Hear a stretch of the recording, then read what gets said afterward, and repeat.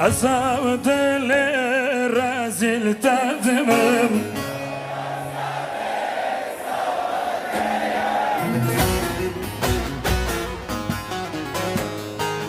Keçi canı taç kastimi ve asav dedim. Savatanın amı sevokeyimi.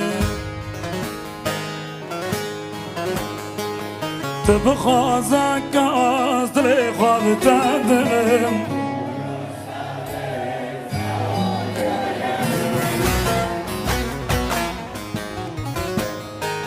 Keçidin bumçolu cihan getimim. Savatanın amı sevokeyimi.